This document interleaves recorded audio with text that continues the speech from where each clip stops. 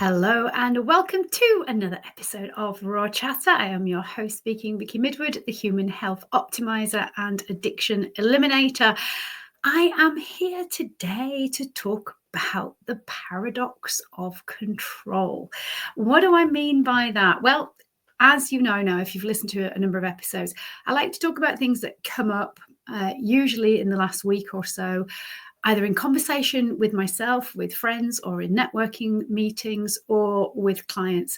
And this is really all about the idea that the more rigid we are with our rules, the more we try to take control, actually, the more we feel out of control. Now, there is a great book that you may or may not have read that is very popular at the moment called The Let Them Theory, written by Mel Robbins, which I think some of you might have seen that I posted. I have read it. And yeah, it's a great read. There's no doubt about it. And she talks very clearly about this idea that you are trying to take control of something that actually isn't yours to control, then the chances are you feel more out of control. And Mel Robbins talks about on various podcasts where she's been discussing how the book came about, the story behind it, with her son's graduation, and how she was wanting to control what they were going to do for dinner, and was getting herself in a right old state, not recognizing, but her daughter could recognize that it wasn't up to her to control what the other people were going to do. And this is something that comes up time and time again. I think I shared that I was away a couple of weekends or so ago with some clients, and all three of them had breakthroughs in different ways. By a breakthrough, I mean an aha moment or a realization that something just clicks that has not clicked before. And for one of them, it was the recognition that the desire to control outcomes is something that has really caused an awful lot of stress, arguments, bad feeling, upset, etc., all totally unnecessarily. But we do it. As humans, this is what we do. We have this kind of, if you like, psychology of control, because it's actually a coping mechanism. It's a way of us feeling that in a world that often feels very out of control, if we can somehow take control, we will feel better about things. Kind of makes sense, doesn't it, on the surface? But often we end up trying to control the stuff that actually isn't going to help us to feel better. And we omit or don't even recognize or don't even know the stuff that we really do want to be taking control of. We're either just not seeing or we're not doing because we're not even aware of it. So what I wanted to really cover today was food. A lot of you know that I help people with eating disorders, disordered eating, whether that's bulimia, emotional eating, overeating, whether it's restriction, whether it's avoiding certain foods, whether it is anorexia or orthorexia. All of those things, which basically mean that food and body size and weight and looks are kind of the forefront of that person's world. And I've said it multiple times now, and I will say it over and over again. No one sets out to become obsessed. No one sets out to become addicted. No one sets out to be over anxious or in any way, shape, or form. No one sets out to not be the best version of themselves. We are all here as humans, I believe, to be the best that we can possibly be. However, society over decades, centuries, not sure, to be quite honest, but we have this narrative, don't we? I think now that I don't know if it's always been exactly the same, and I think it potentially varies from culture to culture and country to country.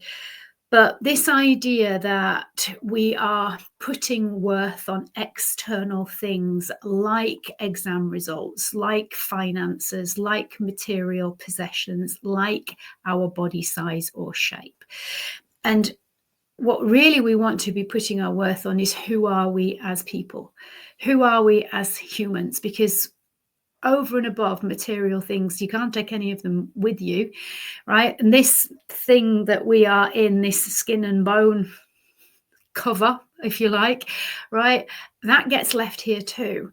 But internally, the internal stuff, well, the essence of who we are, that is the stuff that gives us a sense of worth, a sense of confidence, a sense of purpose, if you like.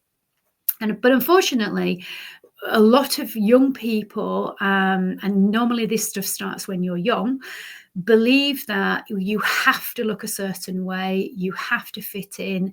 If you don't do well in exams, you are, to use terms that perhaps aren't as common now, but I know were when I was young, stupid, thick, an idiot, really derogatory terms that don't make you feel good about yourself.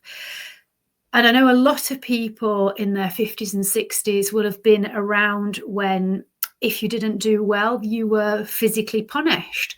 So we learned this idea that punishing yourself is a way of making you better. And I touched on this, well, I didn't touch on it, I spoke quite a lot about it actually in last week's episode, right? You're not going to get better through punishment, whether we're talking about physical illness, whether we're talking about how we think and feel in our heads about ourselves, our mental well-being. It's not going to improve the more you beat yourself up, either with words or actually physically, right? It's just not going to happen. Now, can it be a way of avoiding getting another beating or being physically hurt in the future? Yes, it can motivate some people, but for the majority, that is not how it works. However, there is conflict and there is confusion, and this is the irony of when we're trying to restrict food as a way of control. So that's the main topic of what I'm talking about today. There's been on social media an event, and it's still going on, and I purposely do sign up to these events because I want to know what's being said. I want to hear what people are talking about. I want to look at the questions that are being asked, and I really do like a lot of the specialists and the experts that are out there now who are being interviewed on various podcasts. But as we know, there was a little bit of controversy with the Diary of a CEO, Stephen Bartlett's podcast, with people saying that he's getting on all of these health experts that are saying contradictory stuff. Well, hello. Yes, that is going to happen because they are experts in their field. And what we've got to look at is that we're going to always have conflicting opinions based upon people's experience, based upon the patients that they have seen, based upon what they have found out that has worked either for them or for their patients. And it's always going to be in some way contradictory. Why? Because no human being is the same. And therefore, what works with some people is not going to work with others. Our background, our history, our genetics, the way that we have been nurtured, the way that we have been led to believe in terms of what are our beliefs and our values, a good person is, all of those things are going to affect how something works for us. So when we're looking at contradictory health advice, you're going to always find it. And this is where you've got to be discerning as a human. You've got to advocate for yourself, and you've got to understand you and your body and your background, your heritage, your culture, because we are not all the same. And I think this is why we're in such a pickle in so many countries with our health, because there's this crazy belief that just because we are humans, we are all the same. No, we're not. You only need to know that when you're in conversation with somebody and they have an opinion and you have a completely opposing opinion. It doesn't make your opinion right and the other person's opinion wrong. They're just opinions. They just are. They're not right or wrong.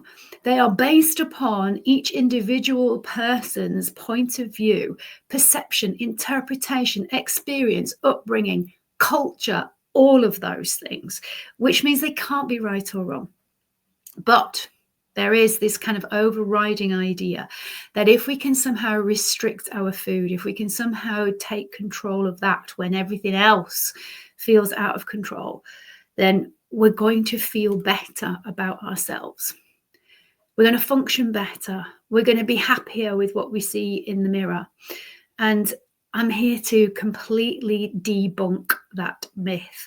Sorry, folks, it doesn't work. It might work temporarily in the short term, and it might have worked for, a number of months for a number of people listening.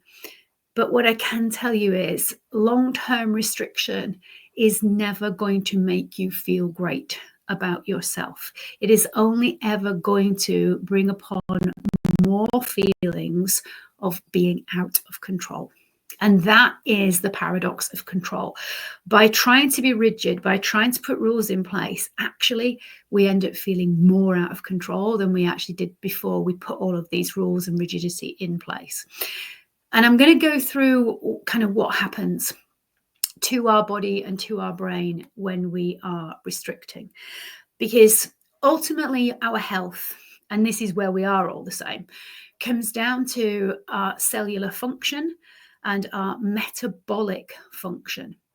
And in simple terms, that just means, right, on a very, very base level, the foundations, the building blocks of all of us are cells, and how those cells deal with making energy and growing and repairing and sending the right stuff to the right place so that your brain, body, organs can function optimally. And the cells are absolutely dependent on the nutrients that we input, whether that be through drinking or through eating, and preferably a combination of both. I am a fan of eating energy and nutrients, but I also know that for a lot of people, time is a factor, and also getting in enough energy and nutrients means that sometimes it is easier to drink them. Just as an aside, a lot of people are drinking a lot more energy than perhaps they realize, and they're taking in a lot more fat and a lot more sugar than perhaps they recognize, particularly through some of these smoothies and things that you can buy in the supermarket that are jazzed up to look like they're really good for your health. Things like fruit juices, things like energy drinks that are full sugar, and things like these fancy coffees that are basically a meal, or should I say a dessert, in a glass. So that's just as an aside, I'm not a great fan of drinking our energy because it doesn't have the same satiety factor in terms of how it sits in our stomach and how our stomach then responds to it. But that is an aside. So let's go back to restricting, because here's what we need to kind of understand. The more we don't give our cells and our body the nutrients that it actually needs to function. When I say body, I'm talking brain as well, right? I'm not separating them, because, and I'll keep on saying this, and I will keep on saying it, brain's inside your head. Your head is, I believe, part of your body. And therefore, when I talk about your body, I'm including your brain and your head. And what happens when we restrict is that we actually feel more anxious. We experience more fear. Purely and simply because when we're in that starvation mode, we are actually amplifying our fight and flight response. Being starved, restricted of nutrients and energy is, as far as the body and the brain are concerned, a stressor, right? And any stressor is a threat. Any threat means that we are going to respond with that fight or flight response. It happens automatically. So rather than you feeling less anxious by restricting and less fearful, you're going to be more. You're going to be more anxious and more fearful. You're also going to find that you are more irritable, more irrational in your thinking, and you're going to have more low mood. Why? Well, purely and simply because nutrients massively affect the emotional center of our brain. And if you are already somebody who is shall we say, neurodiverse, or who has a nervous system and an emotional center that is not yet developed. And for the majority of people who start on this process of restriction, they're often very young when it happens. So that emotional center will not be fully developed. Then it means that the chances are there for there to be more likely to be poor development of that whole nervous system, which means you're going to go into adulthood probably being very highly sensitive and even more anxious and more fearful, which leads you to being wide open to neurodiverse issues and things like OCD. And this is where it's very difficult often to separate ADHD, OCD, and anorexia because these things tend to come on when people are young, and it starts with that restriction that affects the emotional center, makes you more anxious, makes you more fearful, makes you more irrational. You have a lower mood, you're more irritable. In other words, you certainly don't feel in control, even though the thing that you are doing, you are convincing yourself is giving you control. And this is why I call it a paradox of control, because you're getting the exact opposite of what it is that you think you are doing. Now, for a lot of people, what does increase, as well as those negative things, is a sense of superiority. And people talk to me about, well, I feel clean and I feel really proud of myself that I didn't give in to temptation and I could resist where other people couldn't. Well, great, except it doesn't last long, does it? Right? It's fleeting until then you start getting obsessed with the thoughts of the food that you have resisted. And then suddenly we are now finding that we become food obsessed, calorie obsessed, anything to do with meal times. Now it's taking over our whole way of thinking and being.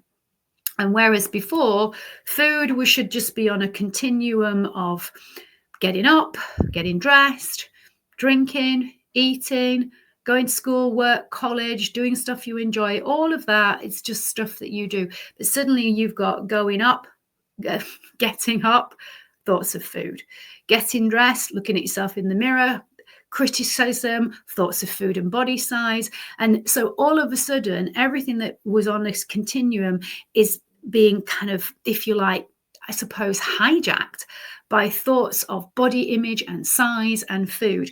Why? Because you are restricting. And then you're feeling less in control of where your brain is taking you. So again, we get this irony of the more you are restricting, the more you're trying to be rigid, the more you are deciding that you are being superior and better than by not giving in. Actually, the more the thoughts of food and body image are actually taking over. So you are less in control of what you are doing and how you are feeling and how you are thinking. And the more that you are resisting, the more powerful your inner critic, your inner punishing voice is going to be. So the longer that you restrict, the more strong that voice seems to become over months, over years. And a lot of the people that I help have been doing this stuff for years because they get caught up in this vicious cycle of believing the inner critic who is saying, well, you need to restrict more because you're not good enough, you're not doing it well enough. And then we get this irony that is going to make you feel worse. You're going to feel lower in mood, you're going to feel more fearful, you're going to feel, now I need to restrict even more to try and cope with these negative emotions that I can't handle. And so we have this cycle that never, ever stops. It's vicious and it is brutal and it feels like a prison. And when we add on to the top of that you are actually physiologically causing damage, kidney function is going to be affected when you restrict, right? Your body is going to, it's very clever. right? It is going to be really kind of ruthless about where is the little energy that is coming in, where am I going to direct it? And so kidneys are one of those things that are not necessarily priority, which means that the blood flow is less, which means that you are likely then to have a higher output of uric acid, which means then that what will happen is often over time you get kidney problems. It could be kidney stones. It could be more serious than that. What often we find is the longer people restrict, the more the body has dialed down the metabolism, the more it's still not getting the nutrients and the energy that it needs. So it will start to catabolize or break down its own muscle tissue. Now, muscle tissue is protein. Protein is vital for cellular function. Remember, your brain needs energy. And it needs cells that are working well. So it's going to get energy from somewhere. And if you are not eating it, and if you are not taking it in liquid form either, it will break down your lean muscle tissue. It will spare fat in favor of breaking down the lean muscle tissue. Why? Because it needs the protein. Cells need protein. They need fat too. They're made of an outer layer of fat, and your brain absolutely needs fat. But fat's really important for nervous system function, for that myelin sheath that sends the messages across, amongst other things. Protein is absolutely vital for repair and keeping everything going. And so it's going to break down your lean muscle tissue. Now, that is hard on your kidneys. Okay, so this is where we've got to be really mindful if somebody is restricting, that they're having regular blood checks and that we know what their sodium potassium balance is doing, the electrolytes that are coming out, because kidney damage is real. And that's often a sign for a number of people that actually, even though you thought your body was special and different, even though you thought you were absolutely unbreakable and bulletproof and invincible. And hello, I did when I was in it. And so does every single client that I speak to. Every single one of them believes that they are special and different. Every single one of them thinks that they are invincible, that their body works differently, until they have issues with kidney function. They start getting low electrolytes. And then they maybe have an ECG, and we start recognizing that actually your heart is now not quite working as it should. Irregular heartbeat is something that absolutely my foray with anorexia and restriction and low weight left me with. And this is stuff that can affect you, not in and of the moment necessarily. You don't feel it, but it is going to have an effect later on. And I know when you're in your teens or in your 20s, it's a little bit like saying to somebody smoking and vaping isn't good for you, okay? Because you're going to feel the damage later on. Kind of means nothing because all of your friends might be doing it, and I get it. The problem is, if I could have done things differently back in my teens, would I have done? Yeah. Now, could I have done? Well, do you know what? The information and the understanding about nutrients and how the body works and cellular function and nervous system function and just exactly what metabolic function is, that wasn't available to me then. So I don't know if I would have been able to, but I'd like to think that if I'd have had the knowledge or the access to the knowledge that we've all got now, thank you to the internet, that I would have been much better informed, and I would have recognized that actually restriction does not work. What I needed was something else. I needed to be able to understand my own emotions. I needed help to make sense of them. I needed somebody to take me by the hand and to say, this is how you deal with this feeling. It won't kill you. It's not scary. You don't have to pretend to be something that you are not. You're okay. You're enough. You are deserving. You just need to learn the skills of how to communicate what it is that you are feeling, what you want, what you need, what you ideally feel that you are able to manage. Because I know that when I look back at my life, there were things that I was doing that were just not age appropriate, that I felt that I had to, because I wanted to avoid conflict and physical fighting and upset within my family home. Now, Was that actually my role to do? No, but I felt I needed to, because I was desperately trying to feel safe somehow. I didn't know then that that's what I was feeling. And food gave me a sense of comfort, but it also made me fat, and therefore I didn't like it. So it made sense to me that the obvious thing to do, if I didn't like how I was looking and how I was feeling about myself and my body in comparison to my friends, because yes, there was a lot of that. I was taller at infant school than all my friends, and I was chunky.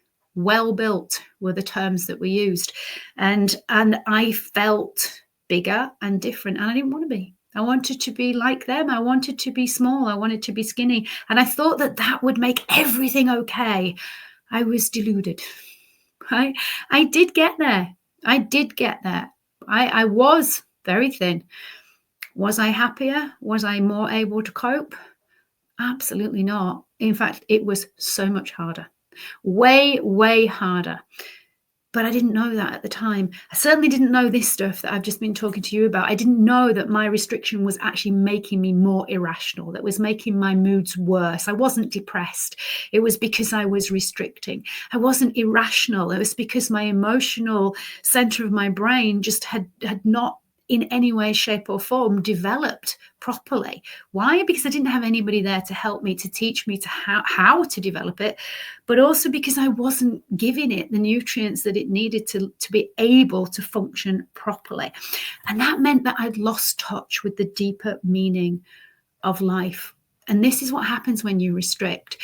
Food, body image, size, calories, the next meal, how you can fool people to thinking that you've eaten, or how you can hide it, and then being obsessed by it and trying to restrict what you really want to eat, and convincing yourself that you can have it but you can't have it, because all of that goes on and on and on in your head means that you're not in control at all. You feel out of control totally. Now, it all sounds really doom and gloom, doesn't it? But what I can tell you is you can turn it around, right? You can, but you have to want to. And I can't do it for you. I can help you to do it for yourself. That's absolutely true. I can guide you. I can absolutely understand how you can decide where is the starting point for you, depending on where you are on your restrictive journey now. I can help you to understand why sometimes you will go out of control and maybe binge eat, or maybe fall prey to bulimia, because it's your body's way of trying to tell you, I can't keep going like this. I can help you to create that development of the emotional center of your brain. But it takes work. And it takes practice, and it takes you looking at all sides of you and all of those voices that you hear in your head, because some of them are really nasty and some of them are massively judgmental and critical, and they are powerfully strong. The longer you have been restricting, the more powerful and the stronger they will be, which means that you've got to build up a sense of resilience, a sense of strength, a sense of determination, and a sense of courage, but also a sense of taking off the blinkers and recognizing that the way you are trying to feel in control is actually making you more out of control. And the beauty is your body is massively adaptive, okay? It is designed to be flexible. It is designed to heal. It is designed to work optimally. And the only reason that a lot of people decide that they are too scared to restrict is because either they have a story running through their head that all of the weight that I tried to lose when I first started on this process of restricting will come back overnight. It won't. Or that it will be too hard and they will just literally lose control completely of everything. But here's the irony. You're already losing control slowly, day by day. You're losing control of your desire to do other things in life. You're losing control of your connection, your desire to be around people, to find joy in things. You're losing the ability to be calm and relaxed and confident. And you can gain all of those things. And when you feel calm and relaxed and confident, when you can ask for what you want, when you know that you're not going to have a mini meltdown when something doesn't go your way, that's control. That is absolutely available to you. Does it take effort? Yes. Will there be tears along the way? Yes. Will there be frustration? Tons of it, right? But will it be worth it? Well, I believe so, for the simple reason that if you genuinely do want to feel in control of your life and your body and your future and your health, then restricting food, having rules and regulations, and not allowing yourself to actually do what really does work for you to be in control, and that's the thing that is going to keep you stuck. You have a choice. It sometimes feels like it's easier to stay doing what you're doing because at least you know it. And believe me, your brain will definitely tell you to do that. Your brain's lazy. It's trying to conserve energy all of the time. And if you are somebody who is restricting anyway, it's going to try even more to conserve energy. And that means it likes to just keep on doing what it knows, even if what it knows is killing it, is self-harming, is destructive. It's familiar and it's safe and it's known. To make change, to actually get what it is that you really want, to feel calm and confident and properly in control and deserving and worthy and all of those good things that are available to you, it takes work and it takes effort. And that means getting conscious. And it means having the courage to keep on going when it feels too hard, because at times it will. And this is why trying to do this stuff on your own is hard. I did it on my own because I didn't have any option. There was nobody to guide me through. There was nobody to help me when I got through this stuff over 20 years ago. But now there is. And it doesn't have to be me, but it could be somebody like me, somebody who has been in your shoes, who knows what it is that you're feeling, who understands the way that you're thinking, who isn't going to judge you and think that you are some kind of weirdo or evil or terrible or a gross person. Just somebody who goes, yeah, I get it. I felt like that too. I did that too. But you know what? There is a different way.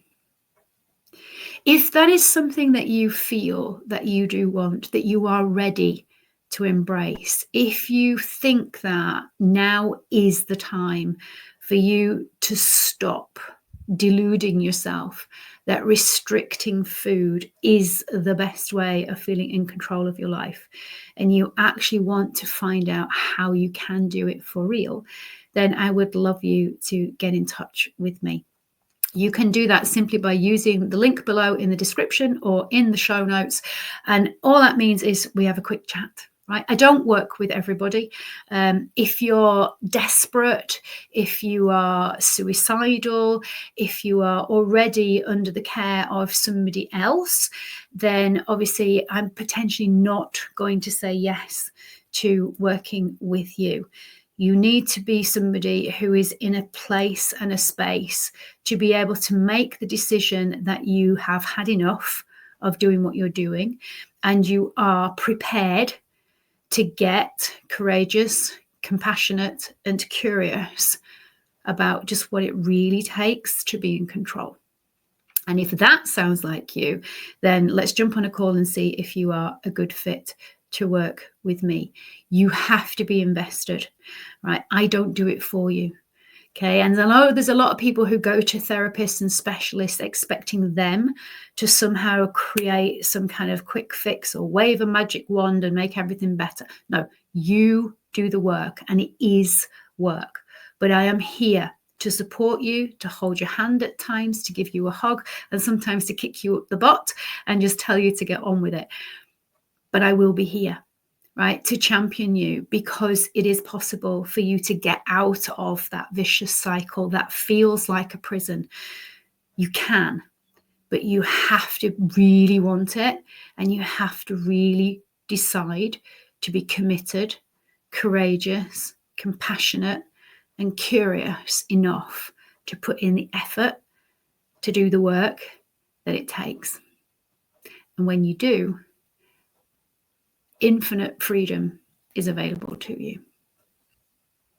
So there you have it, folks. I would love you to like this episode if you feel that you want to do.